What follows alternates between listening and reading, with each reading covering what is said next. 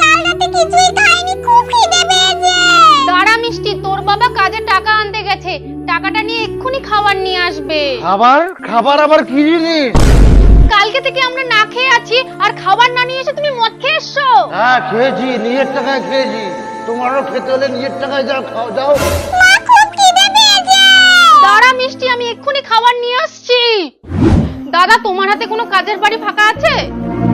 হ্যাঁ আছে, কিন্তু ওই বাড়ির মহিলাটা একটু শয়তান টাইপের। হ্যাঁ হ্যাঁ, তবুও চলবে, তুমি শুধু ঠিকানাটা বলো। আচ্ছা মিনাদি, সব কাজ বুঝে নিলে তো? ইনি হলেন লালু, নিজেকে খুব বুদ্ধিমান মনে করে, কিন্তু বউয়ের ওপর কোনো কথা বলতে পারে না। অ্যাডভান্স তো দিলে, কাজ ঠিকঠাক না করলে অ্যাডভান্স তোমার একটা চোখ কানা করে দেবো। ইনি হলেন লতা, এই হচ্ছে বাড়ির আসল মালিক। শুনলে তো, তোমার বৌদি একটু টেরা। ও ঠিক আছে, কত টেরা মানুষকে আমি সোজা করে দিয়েছি, কারণ আমার নাম হচ্ছে তো খুব শীঘ্রই মিনা কাজের মেয়ের ভিডিও আসতে চলেছে। তোমরা সবাই সাপোর্ট করো কিন্তু।